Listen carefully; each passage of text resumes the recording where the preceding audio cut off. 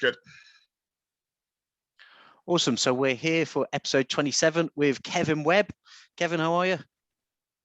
I'm really good, thanks. Yeah, good. Brilliant. Well, thanks for coming on. It's been a couple of weeks in the making. We've had to reschedule a couple of times, but you know, one of those things. There you go. So, Kev, why don't we go back to the start for yourself? So, for those that don't know, Kevin Webb, BJJ black belt and head instructor. Now, but I'm not sure. I know you're at Warwick BJJ and Judo, but is there any other kind of team or club that you're affiliated to at the moment? Yeah, so our overall team is Nexus BJJ. So Warwick is that's my main club. That's like the headquarters for Nexus. But so Nexus is like almost like the association almost, and then we've got some like little we've got several clubs that are kind of under us, where I kind of act as head coach, oversee it, especially when I've where my black belts are coaching there as well. So we kind of make sure we're supporting those guys. Brilliant. So let's go back to the beginning. And now that we've established this Nexus, let's go right back to the beginning.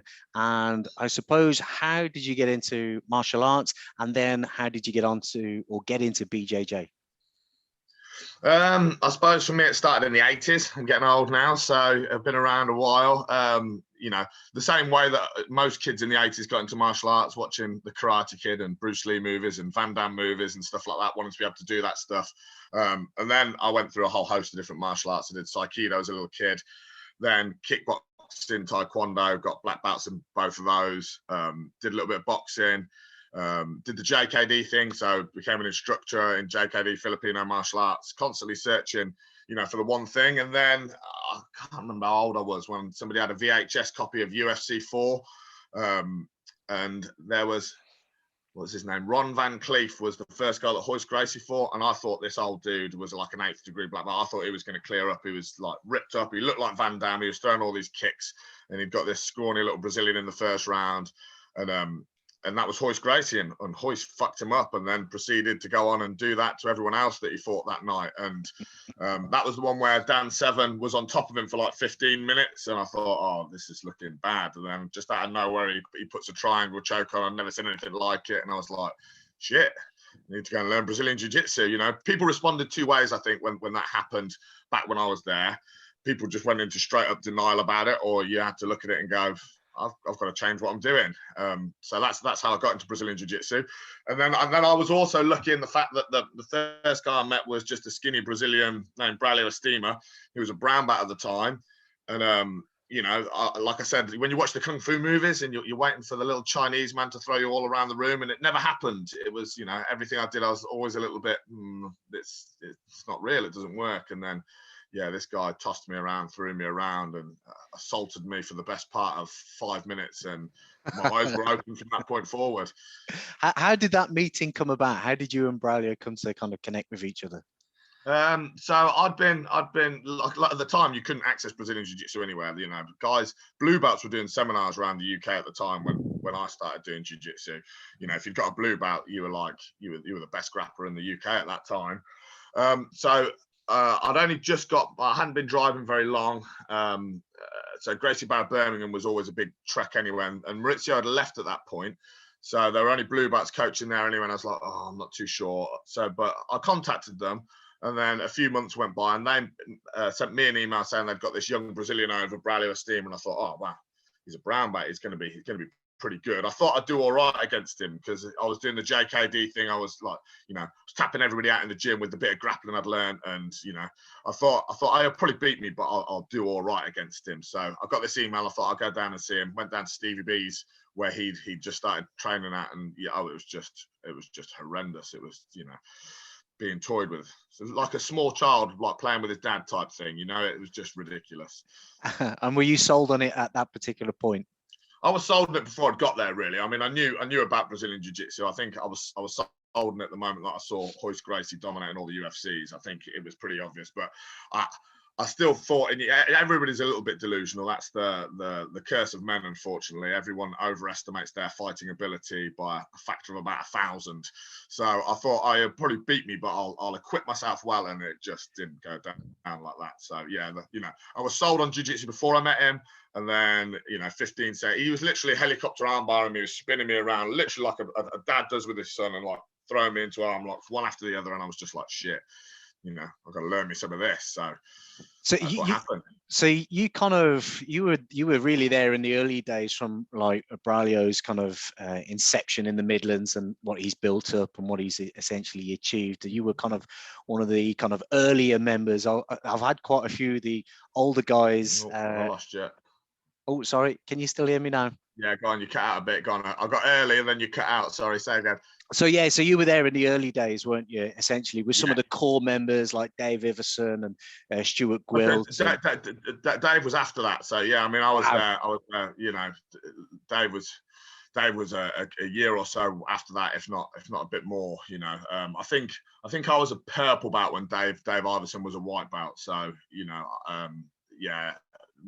Literally the moment Braulio came over, and the benefit I had at that time as well was I started working as a postman deliberately so that I could, a part-time postman, so I could finish at 10:30, drive straight over to Birmingham, and I essentially spent all day with Braulio for the best part of 5 years. I'd get there at 10 and I'd leave at 10 o'clock at night, and you know, so training in the day all the way through, you know, and a lot of time people weren't turning up for the day classes, so I had like just Braulio to myself. So you know, looking back now, you know, it's ridiculous how blessed I was. And then obviously he went on to achieve what he achieved, so you know, yeah, very lucky. Weren't you one of his kind of first European black belts, or the first black belt that he'd given out? Weren't you the first one in the UK? I think I was his third.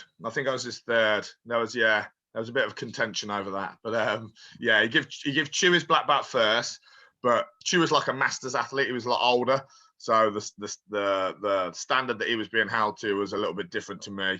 And then I thought I was going to be a second black belt, but he promoted Dave Coles, I think, you know, but all within the space of a few months. I think Chew got his in February, and I got mine, or January, something like that, and I got mine in December of the same year, so 2010. So yeah, I think I was his third black belt. So it's an interesting topic, like the likes of yourself, Chew, and Dave Coles, who were there essentially that formed that nucleus of the school, you know, and the club early on, and now how you've all gone in your own directions. What was the kind of like key pivotal thing that happened for you to basically, let's say, walk away from Braulio or walk away from GB Birmingham, or? So for me, the change came really when Gracie Baja changed. That was, you know, they had a different.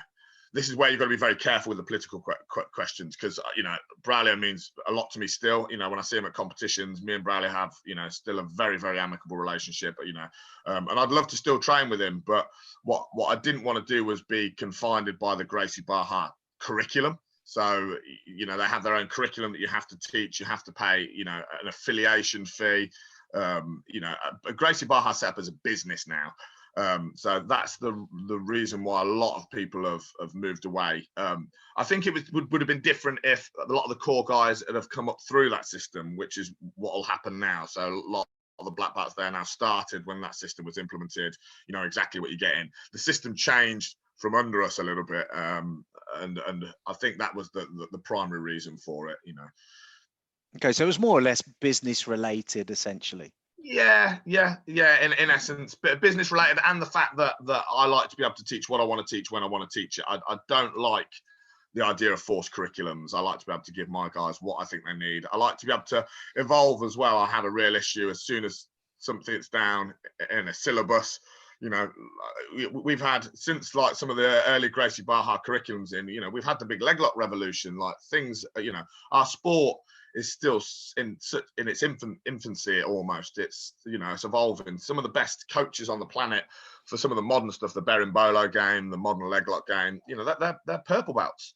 You know, everybody assumes that the black belts are the best guys. Some of the black belts out there at the moment have got really dated jiu-jitsu just because it's evolving so fast. And I meet guys all the time, and I'm like, they're black belts, and you know, they're getting toyed with by my purple belts just because they simply don't know the newer stuff. And I think that's where I don't like the idea of being confined by syllabus almost. I like the idea that we can kind of keep evolving, we can change the way things are done, we can constantly keep moving forward. That's a really interesting point, because I know when I was over at Warwick and you were taking that session, you said something that really resonated with me, and it was you said I used to follow all of the top guys and watch all of their stuff and see what they were doing, and now you've honed into Craig Jones and just Craig Jones and Gordon Ryan, because they've set such a gulf between the top end of jiu-jitsu as opposed to everyone else. Yeah, no, absolutely. I mean, just, it kind of makes the game a little bit boring, really. It's the same in any sport. You want the top guys to be challenged, and Gordon's just so far ahead of everybody, and that's not a subjective opinion. It's an objective fact, that it's, when there's evidence, and that's the thing. I like to look at the numbers. So statistical numbers based on the elite competition. Everybody will want to debate with you about things. I'm like, there's no debate. This is how science is done. We look at the numbers, and Gordon fucks everyone up, and everyone's in agreement about that now. And then you watch his stuff, you watch his instructionals, and you realize that he's operating at a different level. That's probably come down from like John Danaher and the likes of, but it's just gone levels deeper, and you kind of have to go, well, we're going to have to change or adapt to what we're doing as well to incorporate that type of stuff, which I think everybody's doing. But again, I think the people that are doing that are the blues and the purples. I think the problem you've got, the number of guys that come to our academy and like, oh, our coach doesn't let us do that, or we're not allowed to do that, or we're not allowed to practice any of the stuff we've seen on Gordon's DVDs. And I'm like, that's a massive insecurity issue with your coach. You have to be constantly evolving. People shot baskets like this in the NBA in the 1930s.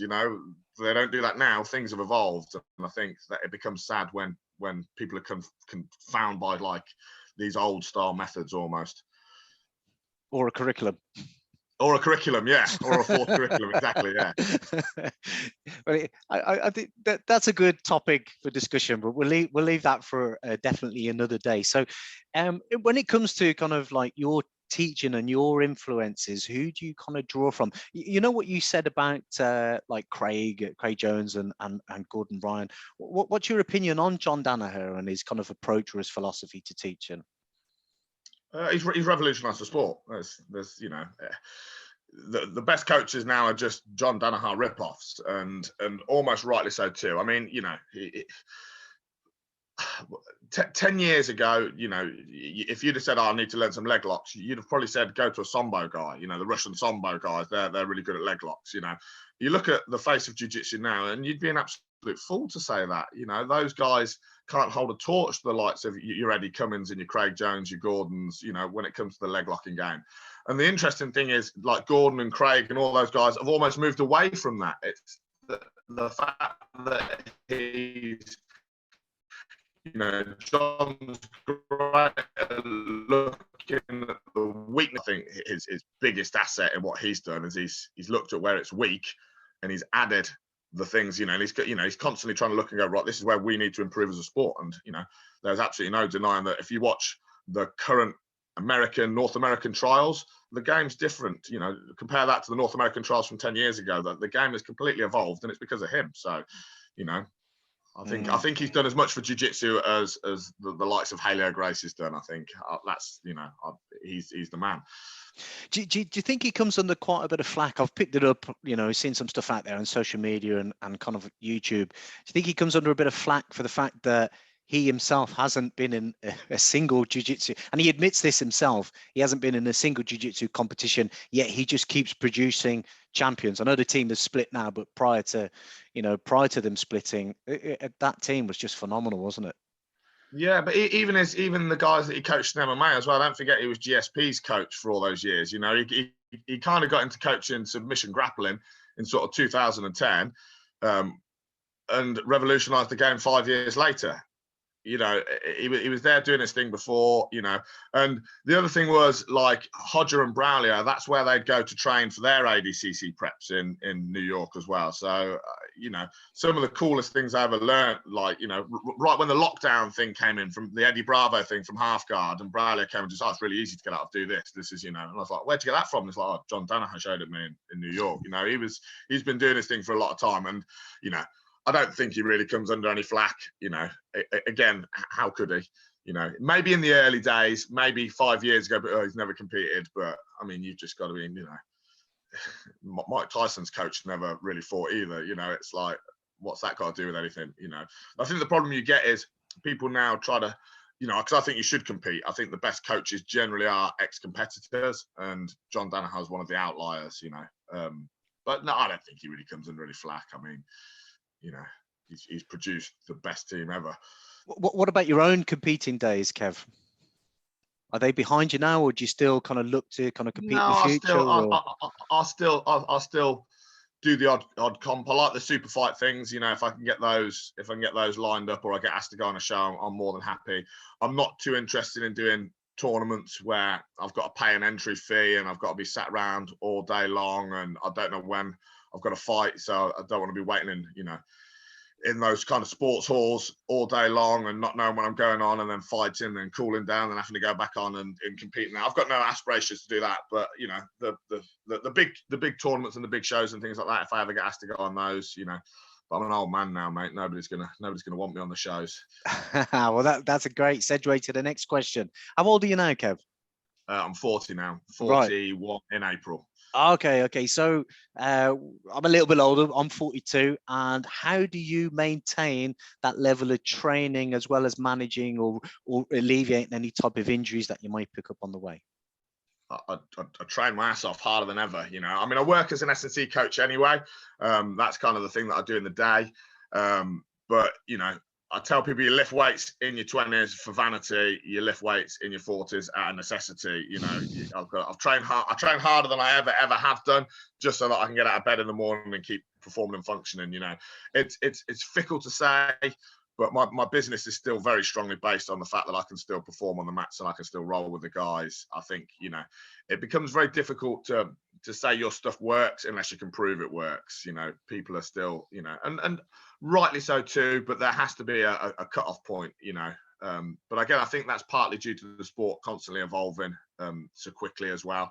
But yeah, it's tough, but you've got to train the right way. You've got to train intelligently. You've got to, you know, address issues. You know, I really suffer with lower back pain, and jiu-jitsu is terrible for that. All the inversions are terrible for that. You know, my partner, she did her dissertation on lower back pain in Brazilian jiu-jitsu athletes, and it's, you know, it's a real problem area. So understanding how to kind of, you know, make sure you've got a well-structured S&C program, I think is the core to staying fit and healthy in the sport. Making sure you're listening to injuries, making sure you know when to back away from it, making sure you know how to train around injuries, and that's where the experience and the skill comes in. You know, the problem that most novice grapplers get is they've got only one or two things that they have that they can consistently rely on, and if that becomes like a contraindication of like the injury that you've got, it's gonna compound that even more. So it's learning to sometimes have to take a back step, develop some new aspects of your games that are going to perhaps alleviate those kind of injury areas, but it's difficult in the early days.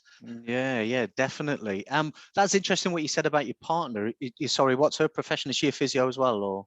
Yeah. Right, okay, interesting. And has she completed that study now? Or what was it? No, it was a dissertation.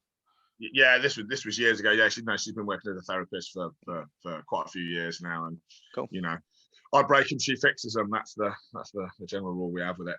Oh, okay. I'll be interested to have a look at that. It's something I thought about myself in regards to doing some sort of research project within the BJJ community, because there's so many variables, there's so many different body types, you know, jiu-jitsu for everyone. There's so many different age groups as well that come in, and I suppose this is the real complicated thing is that because there's so much involved in movement and understanding movement, it's setting a class to the right tempo so everyone can keep up, so not everybody gets injured, etc. And I suppose this goes back to the argument of a curriculum, an argument for and against the curriculum, maybe in the early stages of your kind of jiu-jitsu career or your jiu-jitsu journey, as opposed to later on. But it is quite a difficult thing to look. There's not a lot of research out there, you know, in the BJJ kind of community, but something I've considered myself definitely exploring. But it's just how to, first of all, you need to get the question right. What type of question am I asking, and what do I want to produce out of this research? It's quite difficult. I've sat down and I've thought about it quite a few times, as in what to do and how to do it. And yeah, it gets a little bit, it gets quite a bit taxing because there's so much to consider. Yeah, I mean, I think the problem you've always got with research is you're probably going to find very little out from one research study is the thing. I think that the worst thing that undergrads try and do is they try and solve a problem, and it's just never going to happen. I think that's where the difficulty with coming up with something like that comes in. You know, to actually make a meaningful difference, you've got to be in academia and you've got to be producing, you know, several to, you know, multiple studies on a given topic area, and you know, it ends up being people's life's work. You know, it's been 20 years of studying just to understand lower back pain in Brazilian jiu-jitsu athletes or something like that. You know, so it's and there are starting to be some really good studies out there, to be honest with you. So when I did my dissertation back in 2008 or something like that, you couldn't find anything on Brazilian jiu-jitsu, like, you know, and my study was actually really, I've seen studies after the performance profiled athletes the same way I did that have been produced 10 years after, and their sample size is terrible. You know, I had multiple world champions in my undergrad study, so you know, at the time there was just nothing out there. But you know, it's definitely an interesting area, but I just think it's difficult, you know, unless you've got like an academic base or you're working as a lecturer at a university. I think it's difficult to do any kind of meaningful research that's going to have an actual impact on the sport. Yeah, no, I agree. And I think as well, by the time you've done it and completed it, it's probably going to be irrelevant anyway. The speed at which jiu-jitsu evolves, it's probably going to be irrelevant and it's not going to have any particular meaning. So yeah, I mean, again, I suppose it depends on what your question is and what you're trying to ask. Yeah, there's so many ways you could take it, couldn't you? Yeah. Sorry, I didn't realize you were an S&C coach. I thought you were a teacher. I was, yeah, I was until so this academic year, so from September was I've quit my job as a teacher and just gone full-time jiu-jitsu and doing the S&C thing, you know, a little bit more professionally than I was before. But again, not trying to take on too much. You know, I've got, you know, a few clients, a few teams that I work with, a few kind of elite athletes that I kind of do a little bit with. But the main thing is the jiu-jitsu, and obviously making sure I've got some time in the day so I'm not burning the candle too much. What were you teaching, Kev? Was it PE, physical education, or? Yeah, PE and computer science were my two subjects that I taught. I actually ended up doing more computer science than PE, to be honest. But yeah. So about 13 years I was a secondary school teacher. But yeah, I've served my time. I'm out now. I was going to say that's quite that's a big jump to make, and to say, right, I'm going to leave that behind just because of the protection and the comfort that type of career and role holds. Essentially, that's a very brave thing to do in your 40s.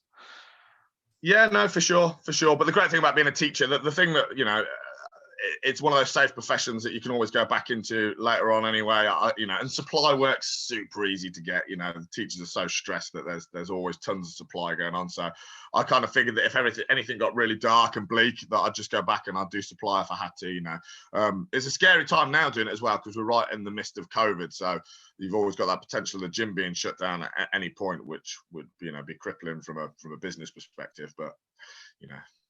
So it's quite an interesting question. When you were teaching PE, I mean, if I think back to when I was at school and what I did in regards to physical education, it was pretty good. You know, the horse was out. We did quite a lot of gymnastics. We did quite a lot of functional movement and stuff like that. I'm not sure where that's going in regards to schools these days. Do you think that the quality of physical education, I would say over the last few years, last 10 years, it definitely dipped in school, but I'm not sure where it's at now. I suppose you'd be the right person to ask. It really varies. It varies based on the facilities the school's got, the staff the school's got, the cohort the school's got.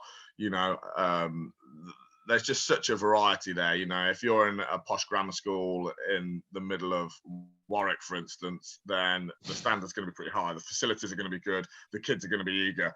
The school I was at, the kids didn't give a shit. The facilities were terrible, and you know, the staff were pretty good. But you know, again, it's just a mixed bag. You know, the biggest problem that you've got with it is the fact that they try and remove too much competition from it. So, you know, that everybody's mollycoddled and we're in this, you know, this woke generation where nobody's feelings can be hurt. And everybody's got to have their place and all of that type of stuff. But you know, it's a mixed bag. I don't think you can't kind of give like a blanket like where's PE at, and I don't think you could do in the past as well. I think people like to like wax lyrical about how great it was in the old days. You know, I think things have improved still. But yeah, the safety aspect's the big concern. I think that's where it possibly has dipped. So like with stuff like gymnastics and all those sort of things, like the safety element's gone through the roof with that type of stuff, to the point where you're almost better off not doing it, which is a shame. Yeah, that is a shame. I chatted to Victor Estima about this ages ago, and he basically said he sees the potential for jiu-jitsu to essentially infiltrate or to be introduced into schools. Can you see that, or do you think that's a barrier? Or like what you just said in regards to the health and safety aspect of things, and you're teaching kids how to strangle or choke each other out, etc. It's not going to be, you know, it's going to be problematic, isn't it? Well, it just ain't gonna happen. That's the, you know, I think you could get jiu-jitsu. That's why jiu-jitsu is in schools, you know. And my partner actually, she used to coach in primary schools, teaching jiu-jitsu to kids, and they absolutely loved it. And she was in several schools, you know.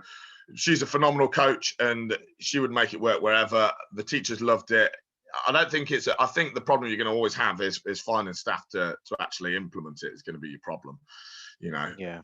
If you could suddenly produce, you know, 40,000 black belts to go into schools and teach in every school, then it would work. But you know, you might get it into one or two schools, but in order for it to permeate through into schools, you'd have to have, you know, within a given area, you'd have to have all the schools doing it, because then you can have competitions with other schools and things like that, and that's not going to happen in the next 20 years anyway.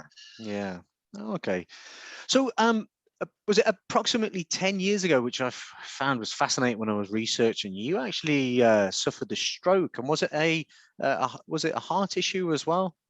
Do you have a heart? Yeah, so yeah, 2010, I had a stroke due to a PFO. So obviously when you're born, everyone has a hole in the heart in utero. Then when you're born, kind of closes up, and then 1 in 4 people have this kind of small flap between where the chambers in the heart are.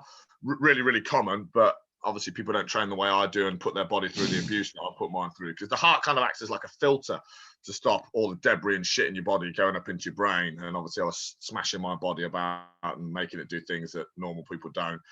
And had a little bit of debris float off into my brain. And yeah, so the right side of my vision is on both eyes, so it's brain damage, is completely gone. Wow. How long was the recovery period from that? Well, I mean, it was almost, you know, I mean, I've not recovered. So like when you have a stroke and it affects the motor cortex of the brain, you can retrain other areas of the brain to pick up that, and that's where the physio comes in, and you have this slow process where people relearn to talk, and that doesn't mean the brain damage goes. It means that the other areas of the brain can pick up the slack for that. The problem with the visual cortex is once that's fucked, it's game over. So you know, it was just getting used to the idea, because the thing that you get with it as well is it's not like it's black on the right hand side. You don't realize you're not seeing that. It's like your visual field suddenly gets cut down. So like with my hand here where it is at the moment, I can't see my hand at the moment while I'm looking at the screen here. You know, so have to make sure you're scanning and looking, things like that. The biggest thing it did was it killed, you know, the idea was that I was going to go into MMA. And obviously, in terms of striking and things like that, that's impossible to do now, really. I mean, I will get in there and I'll still coach it a bit, and I'll get in there with the low-level guys. But when you're talking pro-level MMA guys, it would, you know, just wouldn't have happened. I'd never passed the medical anyway for MMA, so yeah. Yeah. Do you think? Well, when this happened, were you on the mats at that particular time, or did this happen? Yeah, no, I was training. Yeah, no, I mean, when it happened, it was first thing in the morning. But no, I was training. I mean, I was back on the mats, I think 2 weeks after. I shouldn't have been, but you know, I was like, well, I don't need to. I can roll with my eyes closed anyway. I don't need to be able to see. Once I've got my hands on you, you know, we're good to go. So I turned up for a couple of weeks. The worst thing was not having my driver's license for the best part of 2 years, because I had to apply under all sorts of exceptional circumstances, because the problem I've got, the DVLA say flat out, no way can you drive. And I had to convince them that I was a different case. So that was the worst aspect of it, trying to have to get lifts to training and things like that. Coaching became a bit of a nightmare. But yeah, I think 3 weeks, I was back on the mat rolling again. They told me not to, but I don't know what I'm talking about. Yeah, it's neuroplasticity. It's so when the stroke basically affects the synapse. So, you know, when the signal essentially goes from the brain, if those neurons are interrupted or the signal's interrupted, the body has a great way of finding another pathway. So, For sure, yeah. So I'd say use the analogy of, you know, when there's an accident on the motorway and they shut down the motorway and they give you a diversion. Okay, the diversion is usually a little bit longer and it's down a windy road, but eventually it'll get you back on the main pathway or the artery or the actual motorway. And that's essentially neuroplasticity. That's the regrowth of those signals. And unfortunately, what happens when you have a stroke is a lot of that signal gets cut off. So it's the body's ability to kind of relearn it, essentially. And that's why it's difficult. Yeah. But I didn't realize your vision was impacted in that way. I mean, the irony is my instructor, Steve Turbett, he's 98% blind, but he only needs 2% vision to strangle us all out anyway. So it's, you know, grappling is one of those sports that unfortunately, you know, you don't necessarily need your vision for. Yeah, well, luckily. Yeah. So where do you kind of where do you see the level of grappling in the UK kind of progressing at the moment? And do you look at the current state and think, yeah, we're in a good place, or? Yeah, no, for sure. No, we've got some really, really talented young kids coming through. I mean, we've just reached this point now where you've got homegrown British coaches that can bring kids up from, you know, because you're never going to produce, like when I started, I can't think, how old was I? I think I was like 24, something like that. You know, you're never going to produce a world champion that starts when they're 20, because most of these guys are world champions by the time they're 21, 22, you know. So we're now at the point now where there's so many clubs, we should be able to compete with the other countries, and we're seeing that. We've got some really tasty young grapplers. You know, a lot of these I've known since they were kids coming through at the moment. You know, you've got Ash Williams that's absolutely tearing up the scene, looking phenomenal. You know, I can remember Ash as a little kid, as a white belt. You know, Ross Nichols, just awesome. You know, my mind's gone blank now. There's what's his name? The lad from Scotland. He's looking really, really sharp as well at the moment. You know, Jed Hugh. You know, we've got some really, really phenomenal grapplers, and it's just going to keep improving. You know, now that there's homegrown British coaches that can start bringing these guys up there, I think it's all heading in the right direction. Do you still like, would you go out of your way to travel to kind of other gyms, or if you're abroad, make sure that you kind of dip in at other gyms just to see what things are doing, or maybe just, you know, like every time I do go away, or, you know, I will think, well, if there's a jiu-jitsu gym, I'll try and drop in and get a session. For me, you know, especially at a blue belt level, it's the more I can learn, you know, the better. Not so much, if I'm honest. I'll occasionally pop in and see friends and things like that, you know, that I've known throughout the years, and drop in at their academies. But you know, it's always a strange thing for me, because I mean, I'm a 3rd degree black belt. It's always a strange thing to rock up at another academy where I'm probably likely to be the most senior grade on the mat. So, you know, you might turn up at another club where there's a black belt, but you know, I've been a black belt for over 10 years now. It's just a strange thing. And you know, I think I will do it. I might do it when I go abroad and things like that. But you know, I'll go down. I'll see Maurizio. I'll go down to Hodges in London and things like that. You know. But yeah, no, in terms of, unless they're friends, unless I know them, so I might do that. But in terms of just rocking up randomly at people's gyms, no, not so much. Did you ever hear the story about Chu when he went to Portugal? He basically emailed Conor McGregor's strength and conditioning coach, a guy called Colin Byrne. He's got this Shinobi gym out in Portugal. And Chu emailed him and he said, oh, I'm just in the area, can I pop in? But Colin didn't know who he was. And he went to his session, and Colin's a brown belt and he's teaching the session. And then he's rolling with Chu, and then realized within a couple of seconds, a few microseconds, because he kept making these small adjustments, he went, oh, hang on a minute, who is this bloke? Yeah. You know, so then he had a good roll, and he just said, why didn't you say anything? And he just wanted to, you know, go and do a bit of training and then not have to say anything, I suppose. So You should tell people, really, you know, you shouldn't be rocking up at a gym, and you know, because we have no end of black belts turn up and train at our gym from other countries, other places, you know. But I've got no issue with it. Just, you know, just let us know so that, you know, I don't have to figure it out mid-roll and get a mad adrenaline dump that I'm suddenly losing to a white belt. Or a perceived white belt. Yeah. Yeah. So where is kind of what's the plan for Warwick BJJ in judo? And I really like that. I like it's one of the first gyms, you know, that's kind of collaborated together with the judo aspect as well. Is that something that you practice yourself? Do you like to get involved in a bit of judo? Well, I'm a brown belt in judo. I have done judo. I fell out of love with judo, with all the bureaucracy that kills judo off. Judo's a phenomenal art. You know, if judo was where it was 20 years ago in this country, then for sure I'd still be training it. But, you know, the removal of leg grabs, the removal of certain grips, the constant, you can't do that, you know.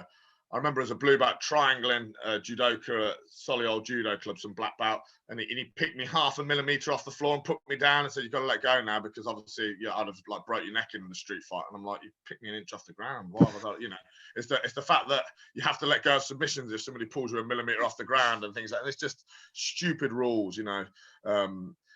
You know, I think because BJJ and judo are almost identical, and there's so much to learn from them both, but the problem that I see with judo at the moment is, you know, if BJJ has a problem, then we're getting pretty good now at identifying it, and give us 10 years and we'll rectify the problem. When judo has a problem and a difficulty, it makes a set of rules where you're not allowed to do it. You know, and it's just, it just seems like you know, you're killing the art essentially. You know, there's so many things that were in the original Gokyo, Kano's original Gokyo, that you can't do in judo competition now. I'm like, you killed the sport with bureaucracy. You know. Yeah. Do you think that's where where involved is what the problem is? Yeah, well, you know the saying, if a committee designed a horse, you'd have a camel. Yeah, exactly. Yeah. So, well, do you think that's where the kind of it being an Olympic sport, the sport aspect of things has just kind of killed off the No, yeah, for sure. the discipline of judo? Yeah, well, the discipline and the evolution in a positive direction. You know, it's evolved, but out of bureaucracy, out of trying to make it a spectator sport for the Olympics. It's, you know, in an effort to try and really separate it from wrestling, you know, and to encourage big throws. But, you know, I don't think they've done themselves any favors. Well, I mean, there's an interesting topic. They're getting rid of Greco-Roman wrestling from the Olympics and the Commonwealth Games. Can you believe it? No, I mean, well, I can believe it. You know, I mean, Greco's phenomenal, but, you know, everybody says it, and then I'm like, did you watch the Greco at the Olympic? No, it's boring. You know, we're talking to grapplers, and they say similar, and I'm like, but, you know, I mean, did you watch it? Well, yeah, I do. Yeah, I do. I was firstly, my first, before I got introduced to like jiu-jitsu or doing any judo, I was working at the Commonwealth Games as a physio, and I was at Ravenscraig. It was up in Glasgow, and we was up at Ravenscraig, which is where you had all the Olympic lifters in one segment and then the Greco wrestlers in the next. And I just remember going, wow. And I was watching them and thinking, this is phenomenal. Now, I got that privilege of being right next to them on the mat and seeing how they trained, see how they warmed up, saw how they moved, etc., and got to go and attend and watch a couple of bouts. And then I was hooked. Now, prior to that, no chance I wouldn't have watched it. No, if you paid me, I wouldn't have watched it. But something clicked when I was there and to be live. So I don't know. It was a strange thing. But prior to that, no, absolutely, I would definitely agree with you. But until you know, the freestyle is just so much more like entertainment friendly. You can do so much more in it. You know, the problem with elite Greco, I mean, you know, I've trained Greco. We had a Greco coach when I was at Stevie B's that worked with us there for a long time, you know, and phenomenal athletes, unbelievable. You know, Carolyn's probably one of the greatest combat athletes of all time, but it's just a little bit boring to watch when you're watching elite Greco guys going with each other, just because they're so limited in what you can do. It just becomes easy to play counter offense against people, and you just got these guys just upright, just struggling to grip on each other, and it's, you know, it's not very spectator friendly. But from a historical perspective, it's absolutely tragic. I think, you know, it's you know, probably the first Olympic sport, and now they're getting rid of it, you know, but we've got skateboarding in there. It just seems a bit, you know. Yeah. Yeah, no, yeah, I think you're right. But what would you say to those people that say the same thing about gi grappling or jiu-jitsu in the gi? You know, they'll say that it's very much a participant-based rather than a spectator sport. It's a participant-based sport. So those who watch jiu-jitsu or those that do jiu-jitsu, do you know what I mean? So they will, if somebody doesn't do jiu-jitsu and they go and watch it, they'll go, "What's going on here?" And they could probably make the same argument that, you know, in the gi or no gi, it's pretty boring watching two people roll around on the ground and those particular. I'd agree. I get bored of watching gi grappling as well now, and I'm a bit of a connoisseur. You know, it's but that's where the no gi thing is so much more spectator friendly. You know, it's faster paced. There's more action going on it. You know, we're moving towards this model now where athletes are actually. I mean, that's the great thing that Danaher changed about everything as well. He made his athletes favor submission over anything else, which was, you know, as jiu-jitsu was evolving, it was becoming this silly sportive thing where people were trying to win by an advantage, you know, and then guys would go, they'd be multiple world champions in the gi, they'd go to MMA and they'd be getting their asses handed into them. It's because, again, we've moved away from what the original idea was for position submission and trying to actually make the guy tap out. But yeah, I would agree. You know, gi is boring to watch unless you're a connoisseur of the sport. I totally agree with that. I don't think it's ever got any marketability as a you know, as a spectator sport without you being. It's literally it's akin to watching elite level chess. You know, you could have the two greatest chess players in front of me playing right now, and it's all going to be lost on me. I'm not going to understand quite how amazing what they just did was. It's just moving pieces on a board. Like, I really enjoyed chess, but I'm just not at that level. And that's exactly what it is. You know, unless you can spot the little grip changes from certain angles and understand what they're trying to set up, you know, it's a whole lot of 10 minutes of, you know, two guys doing not a lot of a vast majority of the time, unless there's a massive skill imbalance. Then it's really exciting to watch, but then also not, because you know what the end result's going to be. You know, that's the problem with all sports. The more competitive it gets, the more they tend to kind of, you know, elite boxing is the same. You know, you don't get to realize how good the athletes are because they're nullifying each other. But no, I don't think gi is very spectator friendly, to be honest with you. And I think that's evidenced by these professional submission grappling competitions where the athletes are actually getting paid to do it. There's not too many that are doing that with the gi alternative. What's your opinion on catch wrestling? Catch as catch can. So you know, I'm a level 2 wrestling coach as well. I love freestyle wrestling. We had a wrestling class at Birmingham for years and years and years. So when I was doing my coaching course down in Manchester, I got to meet a lot of those guys as well. You know, I think from a historical perspective, very interesting. You know, it's interesting that my Ada actually came over and trained with a lot of those catch wrestlers before he went to Brazil and taught those guys the judo that he'd learned. You know, I think that's really interesting. So from a historical perspective, hugely interesting. From a functional perspective, compared to modern grappling now, it's you know, dated. Do you not think? Yeah, it's not evolved. It's not. Well, it's just, you know, I mean, the problem you've got now is grappling as a whole is involved. So those guys that are actually quite good at grappling are all training Brazilian jiu-jitsu, you know, and that's the thing you got to watch. And you look at it and I'm like, well, what you're doing is not catch wrestling, and what you're doing is like a bastardized version of jiu-jitsu, because I could put footage on of catch can wrestling from the 1970s. That's not what you're doing. You know, you're playing the modern leg lock game, which we know was developed and evolved from Brazilian jiu-jitsu. So, you know, the cool thing we've got now is there's just so much historical evidence from the last 40 years that, again, the debate thing doesn't really come into it, to be honest with you. It's just really obvious. Just look at what they're doing. So yeah, I mean, you know, if that's what floats your boat, then more power to you. But there's no real advantage to doing that over training modern Brazilian jiu-jitsu, I don't think. Oh, that's interesting. So you see, yeah. So I'm going to go back to a question I asked earlier. So I really like the concept of the club, Warwick BJJ and Judo Club, the way you're combining the two disciplines together. And I think that's fantastic. And I think that should be done, you know, across the board. But there's still this kind of, Jeff Lawson said, you know, BJJ for ages was judo's dirty little kind of secret. You know, it was that, you know, what, where you going? Don't do that. So I like kind of where you're going with that club. And I think it's brilliant that you'll get all the best bits out of both kind of disciplines.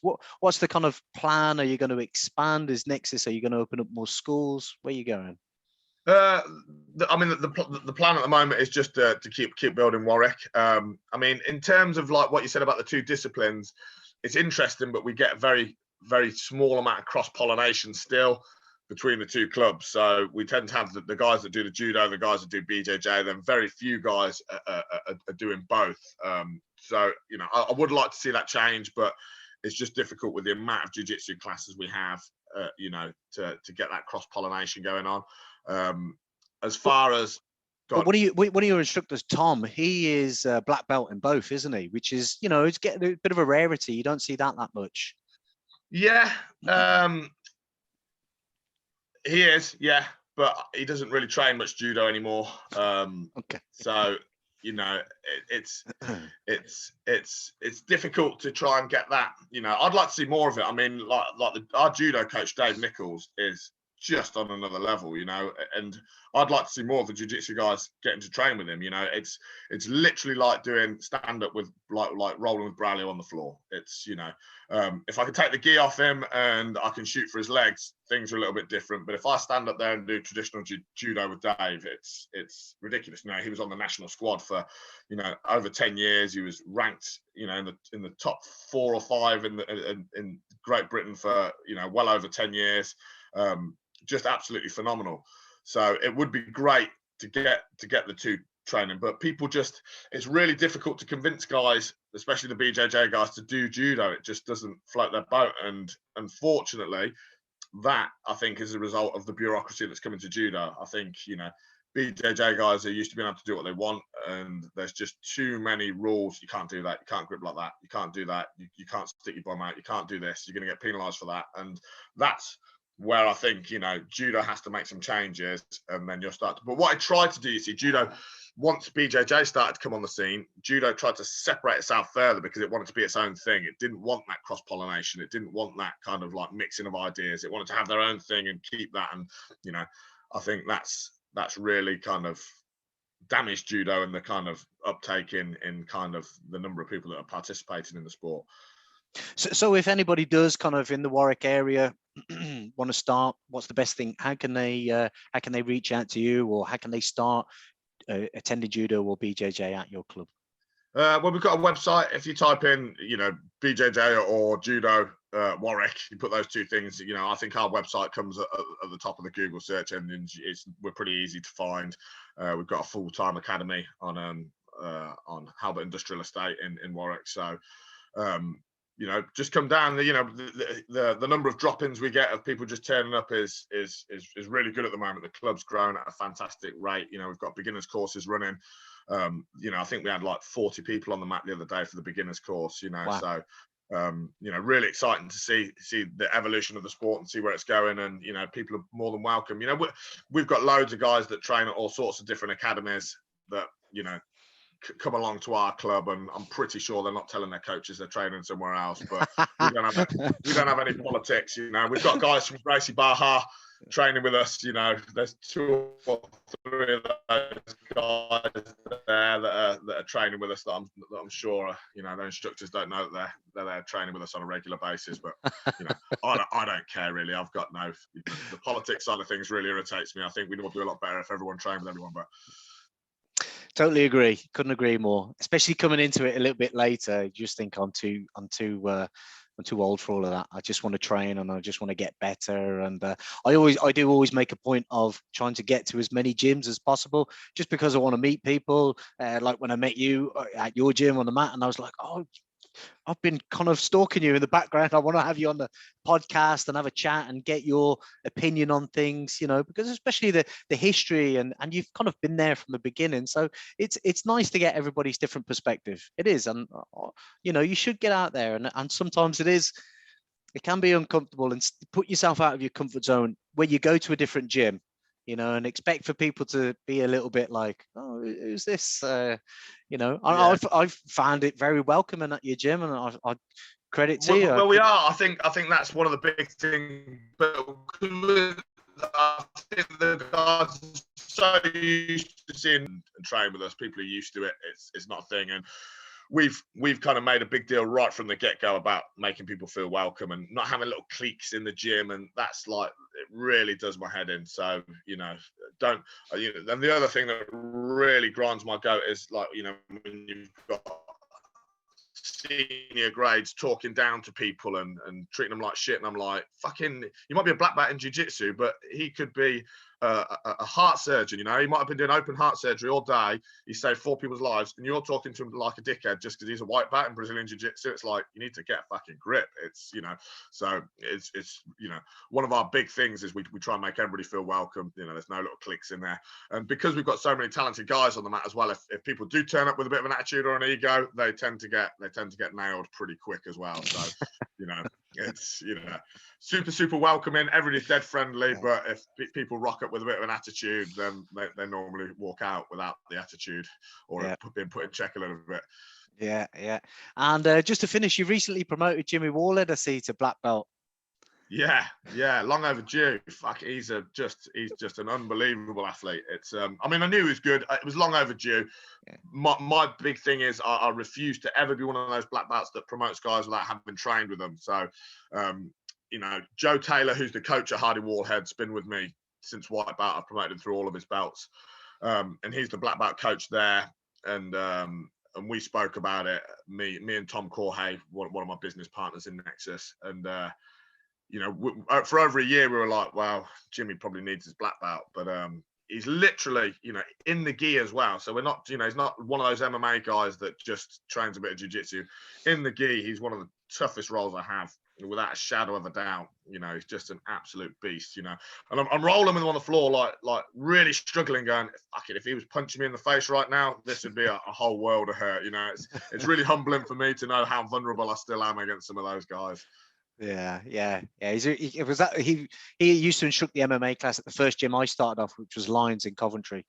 Okay. So I've met him through there, and just great guy, and it's great to see things like that. So you just think, you know, he's a, especially for people in the West and East Midlands, he's an absolute pioneer, and, you know, great person to, you know, keep pushing it and producing fighters. So you know, congratulations. Well, he's everything that you'd kind of, you know, for me, I'm a little bit esoteric as well.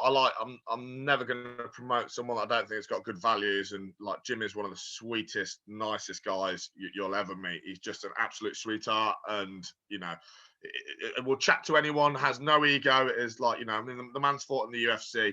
You know, his career almost doesn't show how good he is at what he does. You know, I think maybe he underperformed in a couple of big fights where the nerves possibly got to him a little bit, because, you know, he's absolutely one of the best MMA guys in this country that we've ever produced. And you know, just really pleased to have him as one of the black belts. Really, I think, you know, long overdue. He definitely deserves it.